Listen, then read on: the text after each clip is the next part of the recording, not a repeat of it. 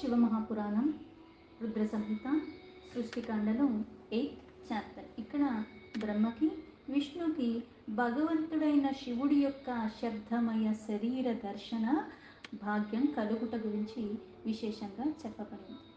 బ్రహ్మో ఉవాచ ఏవం తయోర్ముని శ్రేష్ట దర్శనం కాంగక్షమాణయోః విగర్వాయోశ్చాసురయోః సధానౌ స్థితయోర్ముని.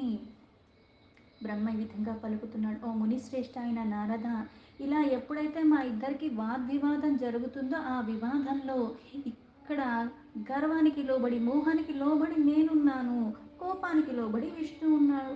అందుకని ఇక్కడ సర్వానికి గర్వానికి నిరంతరము ప్రమాణంగా ఇద్దరం కూడా అలా చేస్తూ ఉండగా గర్వరహితులం అయిపోయాము. అంటే ఏదైతే అంతలాగా వాగ్వివాదం జరిగిందో ఒక్కసారిగా జ్యోతిర్మయమైన లింగ రూపం ఎప్పుడైతే అక్కడ ప్రకటింపబడి ఉన్నదో అప్పుడేమైంది? ఈ మాయా మోహాలన్నీ విడిపోయి దాన్ని తదేకంగా చూస్తూ ఉండిపోయారు. ఇది ఎలా వచ్చింది, ఎక్కడి నుంచి వచ్చింది, ఏంటిది అన్నది వాళ్ళకి అర్థం కాలేదు. అందుకని ఆ యథార్థ రూపం ఏంటో తెలుసుకోవాలని ప్రయాసపడ్డారు. ఆ ప్రయాస చేసినా సరే వాళ్ళకి ఏమీ లభించలేదు. అందుకని నీ యథార్థ రూపం నాకు తెలియదు, నువ్వెవరో నాకు తెలియదు, కాబట్టి అది తెలుసుకోవాలన్న కోరిక ఉన్నది అని అలాగా ఆయన్ని వేడుకుంటూ ఉంటేనే కొన్ని సంవత్సరాలు గడిచిపోయిందని ఇంతకు ముందు అధ్యాయంలో చెప్పారు. ఇక్కడ ఆయనకే అంటే గర్వరహితంగా నువ్వు వేడుకున్నంత మాత్రాన, నువ్వు మొక్కినంత మాత్రాన, నువ్వు సమర్పించుకున్నంత మాత్రాన రేపొద్దునో లేకపోతే తత్క్షణంలోనే నీకేది లభించదు. పరిపక్వత లభించిన స్థితిలో ఇక్కడ ఇంత లీలలుగా చెప్పేది ఏంటి అంటే, తానే త్రిమూర్తులుగా ఉన్నప్పుడు తనని తానే మొక్కుకోవాల్సిన అవసరం ఏమొచ్చింది? తను మోహానికి లోబడినట్టుగా లీల ఎందుకు చేయాల్సి వచ్చింది? తను అహంకారానికి లోబడినట్టుగా మళ్ళీ ఇలా ఎందుకు చూపించుకుంటున్నాడు అంటే, ఈ మాయామోహాలన్నవి సృష్టిలో భాగంగా ఉన్నాయి. దాన్ని నువ్వు తొలగించుకుంటేనే అప్పుడు నీకు జ్ఞానమయంగా, అజ్ఞానమన్న అంధకారం తొలగిపోతుంది, జ్ఞానమన్న వికసన, అప్పుడు ఆ వెలుగులో నీకంత స్పష్టత కలుగుతుంది. వీళ్ళకి చూడాలన్న కోరిక కలిగింది. ఆ జ్యోతిర్లింగంలో ప్రకటింపబడిన ఆ ప్రత్యక్షం కావాలని, దర్శనం కావాలని వేడుకున్నారు. అప్పుడు ప్రత్యక్ష దర్శనం ఇచ్చాడు. దయాళురా భవశంభోర్దీనానాం ప్రతిపాలకః గర్విణాం గర్వహర్తా చ సర్వేషాం ప్రభురవ్యయః. ఇక్కడ దీనుల్ని ఎప్పుడూ కూడా ఆ మనస్సు అన్నది పరమాత్మ అయింది. ఎప్పుడైతే సమస్తము ఆ కోరికే తానే ఉండిపోయిన కారణంగా దీనుల్ని పరిపాలిస్తున్నవాడే కాదు, అహంకారాన్ని కూడా గర్వాన్ని కూడా మూలాల నుంచి తొలగించగలిగిన వాడు, అందరికీ ఈశ్వరుడు, పైగా శాశ్వతమైన వాడు, అవినాశి, నాశనం లేనివాడు. అటువంటి ఆ శంకరుడు మా ఇద్దరి మీద తన కృపని ప్రసరింపచేసి మా ఇద్దరి మీద దయ చూపించాడు. ఇక్కడ తన మీద తనే దయ చూపించుకున్నాడు, లీలగా చేస్తున్నాడు. తథా సంభవత్తత్ర నాథో వై శబ్దలక్షణః ఓమోమితి సురశ్రేష్టాత్ సువ్యక్తః లుప్తలక్షణః. అదే సమయంలో ఎప్పుడైతే ఆ కృపాన్నద వాళ్ళిద్దరి మీద ప్రసరింపజేశాడో అక్కడ చాలా చక్కమైన ఒక శబ్ద రూపమన్న నాదం ప్రకటింపబడింది. ఆ నాదం ఏంటి అంటే ఓం ఓం. ఇలా ఈ శబ్ద రూపమైన నాదం వినిపించింది. చాలా స్పష్టంగా ఆ స్వరము వినిపించింది. కిమిదం త్వితి సచ్చింత్య మయా తిష్టన్ మహాస్వనః విష్ణుః సర్వసురారాధ్యో నిర్వేరస్ తుష్టచేతస. ఎంతలాగా ఆ శబ్దం వినిపించింది అంటే, అది అంత స్పష్టంగా వినిపిస్తుంటే ఆ నాదం మళ్ళీ 3 మాత్రలు కాలము గల స్వరము.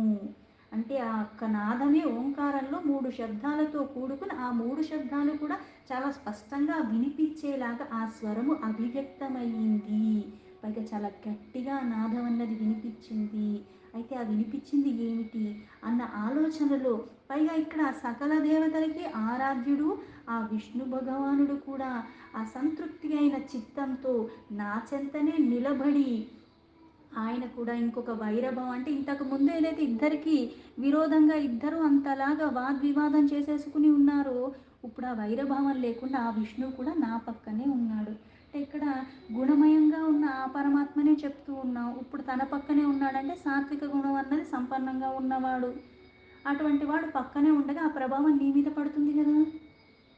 మోహానికి లోబడిన వాడు ఆ మోహం తొలగిపోయింది, ఆ వికారాలు తొలగిపోయాయి. ఇక్కడ వైరభావం లేకుండా ఇద్దరూ కూడా ఇక్కడ పైగా విష్ణువు ఎలా ఉన్నాడంటే సంతుష్టపరిడే ఆ చిత్తముతో ఉన్నాడు. వైరభావం లేకుండా చాలా తృప్తిగా అక్కడ ఉన్నాడు. సకల దేవతలతో ఆరాధించే ఆ విష్ణువే తెన చెంతన ఉన్నాడంటే ఇక్కడ మళ్ళీ ఇద్దరూ ఒక్కటే రెండుగా కనపడుతున్నారు కాబట్టి అది రెండు అంటానికి వీల్లేదు. లింగస్య దక్షిణే భాగే తథా పశ్యత్ సనాతనం ఆద్యం వర్ణమకారాఖ్యాయమముకారం చోత్తరే తతః.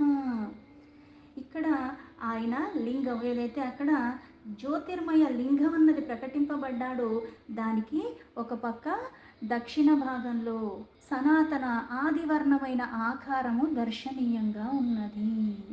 అలాగే ఇంకొక పక్క అంటే ఈ ఓంకారం అన్నది ఎలా ఉంది అంటే ఇక్కడ దక్షిణ భాగంలో ఆది వర్ణము అంటే వర్ణాలకి ఆది ఏది అకారము, అకార రూపంలో అటుపక్కగా దర్శనమయ్యింది. దాని తర్వాత మళ్ళీ ఉత్తర భాగంలో ఉకారము, ఉత్తర భాగం అంటే దాని తర్వాత అకారం తర్వాత ఉకారం కనిపించింది. ఆ ఉకారం తర్వాత మకారం మధ్యయతశ్చైవ నాదమంతిశ్చ చోమితి సూర్యమండలావదా దృష్ట్వా వర్ణమాద్యం తు దక్షిణి. అకార ఉకార తర్వాత మకార, ఈ మొత్తం కలుపుని చివర ఓం అన్న నాదం సాక్షాత్తుగా దర్శనమయ్యింది. అకార ఉకార మకారాలతో ఉన్నది. ఇక ఎలా ఉన్నది అంటే సూర్యమండలం అంటే ఎంత దేదీప్యమానంగా ఉంటుందో అంత తేజోమయంగా ఉన్నది. ఉత్తరే పావక ప్రఖ్యాముఖార ఋషి సత్తమ శీతాంశుమండల ప్రలక్ష్యాం మకారం తస్య మధ్యతః. ఈ అకార ఉకార మకారాలతో కూడుకుని తేజోమండల రూపంగా ఉన్న ఓంకారము అగ్నితో సమానంగా ఉన్నది. అందుకే మునిశ్రేష్ఠ అక్కడ మకారం అన్నది చంద్రమండలం అంటే ఇక్కడ సూర్యమండలము అకారమయ్యింది, చంద్రమండలేమో మకారమయ్యింది, మధ్యలో ఉన్నది ఏంటి ఉకారమయ్యింది. ఆ ఉ మా ఓం అంటే ఇవన్నీ చూస్తుంటే ఏం చంద్రమండలం సూర్యమండలం అంటే మన శరీరంలో ఉన్న ఒక్కొక్క నాడికి ప్రతీక అని కూడా అనుకోవచ్చు. ఎలా అయితే మనకి సుషుమ్న నాడి ఏమో మధ్యలో ఉంటుంది, ఈ ఇడానాడి పింగళ నాడి ఒకటి సూర్య ఇంకొకటి చంద్ర అంటూ ఉంటాం. తస్యోపరి తదా పశ్యచ్యుద్ధ స్ఫటిక సుమప్రభం తురీయాతీతమమలం నిష్కలం నిరుపద్రవం. సూర్యమండలం చంద్రమండలంతో ఇంత తేజోమయంగా ఉన్న అకార ఉకార ఇవన్నీ ఏవైతే ఉన్నాయో ఇక్కడ మకారం గురించి చెప్పేశారు. ఇవి చెప్పిన తర్వాత ఏదైతే స్ఫటిక మణిలాగా నిర్మలంగా, ఆ స్ఫటిక అన్నది ఏంటంటే ఇటు పక్క నుంచి అటు పక్కకు చూసేలాగా అంత చక్కగా కనిపిస్తూ ఉంటుంది, నిర్మలంగా ఉంటుంది, మాలిన్యాల రహితంగా ఉంటుంది. అందుకే దాన్ని తుర్యాతీత అంటారు. ఎలా అయితే గుణాతీత, గుణాతీత అంటే సాత్విక రాజస తామస ఈ మూడు గుణాలకి అతీతంగా ఉన్నదే తుర్యాద అవస్థ. అందుకని తుర్యాతీత, ఆ శుద్ధ స్ఫటిక మణిలాగా ఉండి పైగా నిష్కళ, ఇలా అద్వితీయంగా ఉన్నది. నిష్కళలతో కాకుండా అది మళ్ళీ ఎలా ఉంది అంటే స్ఫటిక కాంతియోనే కాకుండా నిరుపద్రవము, అద్వితీయంగా ఉన్నది.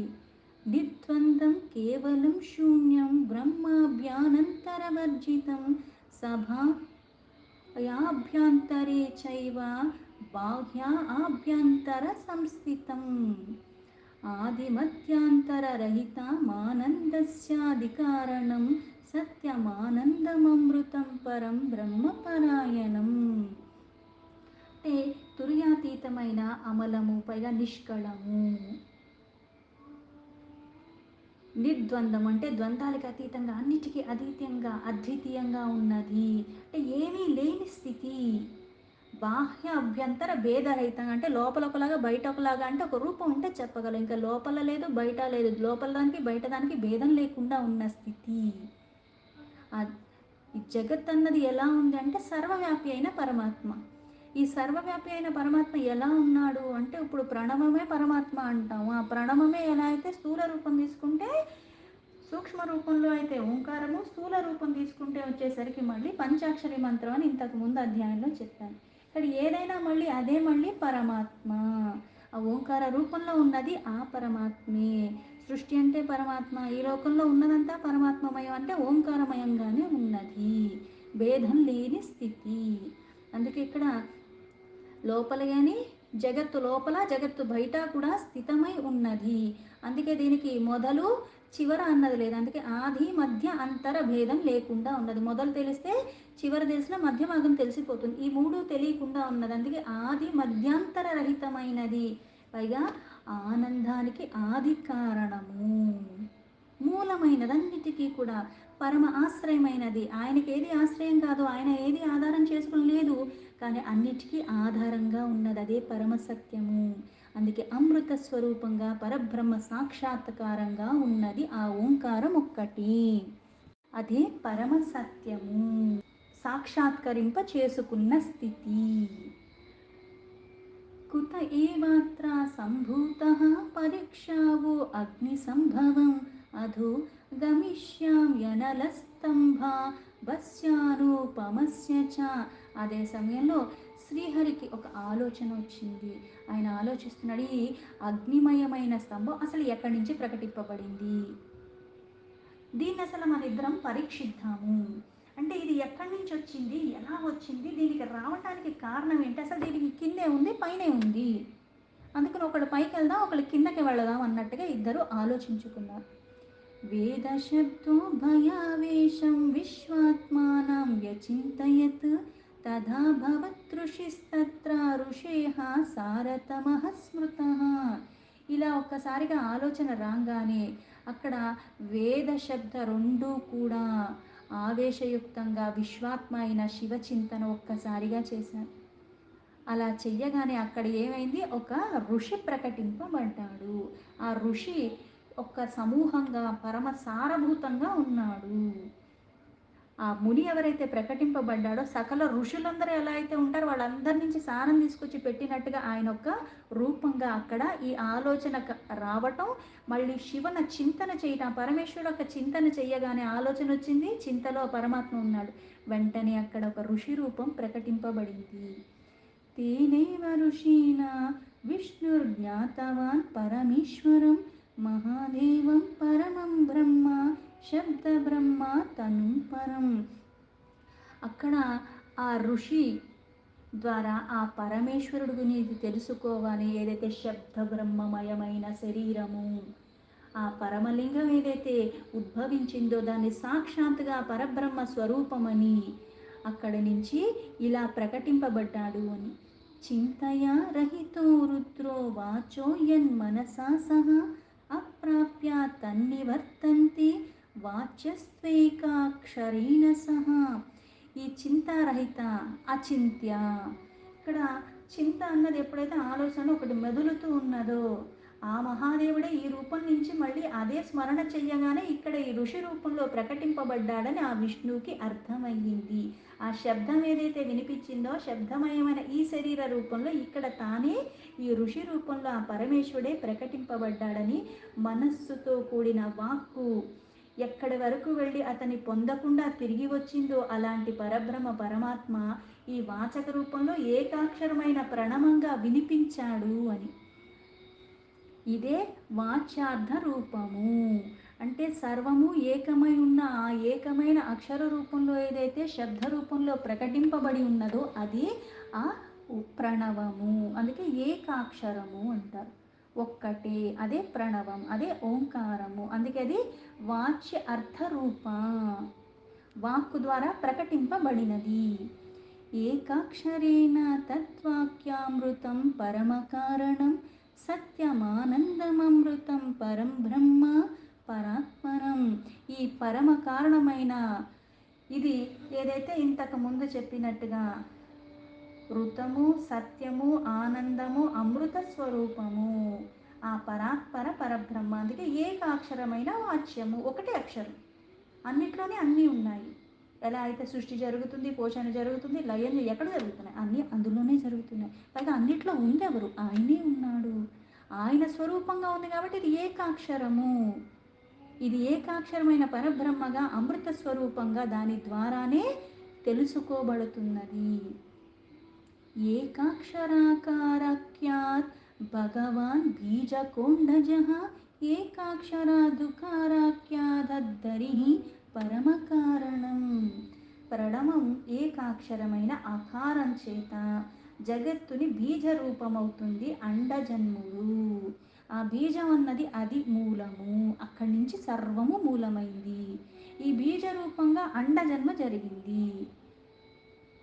ఆ బ్రహ్మకి అప్పుడు బోధ అయింది. అలాగే ఇక్కడ ఇంకొక అక్షరం ఉకారం, అంటే అకారం నుంచి అండజన్మ జరిగింది, అక్కడి నుంచి బ్రహ్మకి బోధ జరిగింది. దాని తర్వాత ఇంకో అక్షరమైన ఉకారం నుంచి పరమకారణ రూపమైన శ్రీహరికి బోధ జరిగింది. ఈ ముగ్గురు అకార ఉకార మకార అంటే ఏంటి అంటే బ్రహ్మ అకార నుంచి ఆ అండజన్మ, అది బీజం. అలాగే ఉకార నుంచి విష్ణువు అంటే అక్కడ కారణము. ఏకాక్షరన్మకారాఖ్యాత్ భగవాన్ లీలలోహితః సర్గకర్తాత్ వకారాఖ్యో ఉకారాఖ్యాయస్తు మోహకః. అకారంలో ఆ బీజము, అండం నుంచి బ్రహ్మబోధ, దాని తర్వాత రెండోది ఉకారమైన అక్షరం నుంచి పరమకారణమైన శ్రీహరికి బోధ, మూడవదైన అక్షరం మకారం నుంచి నీలలోహితుడైన శివజ్ఞానగా.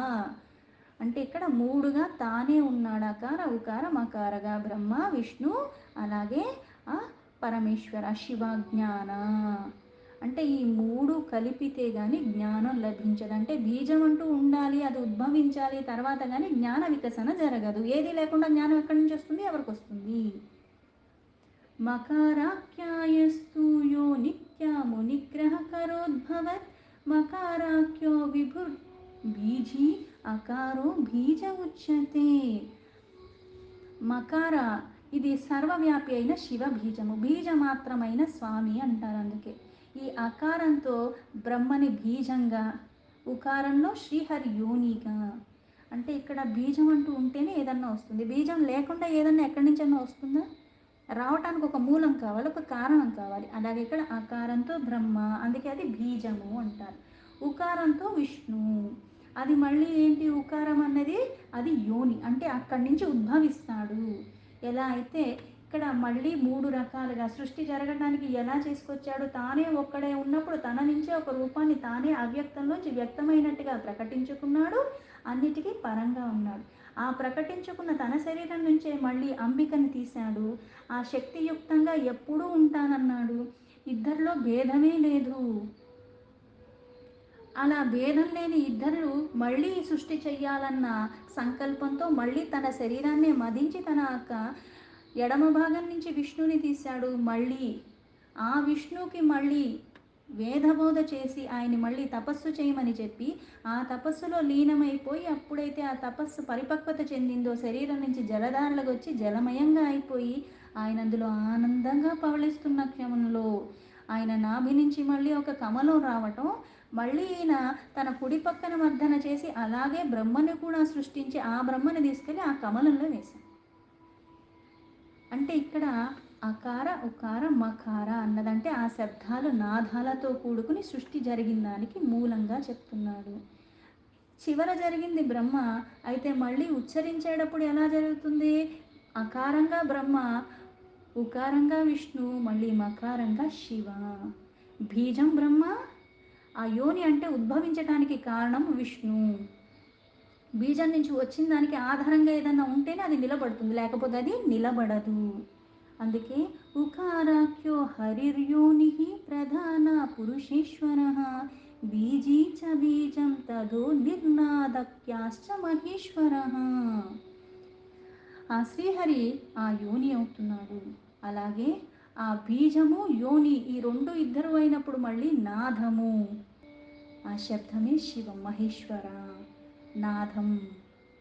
ఎందుకంటే మనం ఓంకారాన్ని ఉచ్చరించేటప్పుడు కూడా ఎలా జరుగుతుంది అంటే ఆ అని వినిపిస్తుంది, చివర్లో వచ్చేసరికి పెదాలు మూస్తాయి, మా అన్నప్పుడు అని వస్తుంది చివరికి. ఆ నాదయుక్తంగా అది అవుతుంది. అంటే ఇక్కడ సృష్టి జరగాలి, బీజం నుంచి వ్యక్తం అవ్వాలి, సృష్టి జరిగిన తర్వాత అది మళ్ళీ ఆ యోని అంటే దానికి పోషణ జరగాలి. ఆ పోషణ జరిగిన తర్వాత కాలాంతరంలో అది మళ్ళీ లయమైపోతుంది. ఇవన్నీ మళ్ళీ అక్కడే జరుగుతున్నాయి. దీంతో శివమహాపురాణం రుద్ర సంహిత సృష్టికాండలో 8 చాప్టర్లో 19 శ్లోక సంపూర్ణం.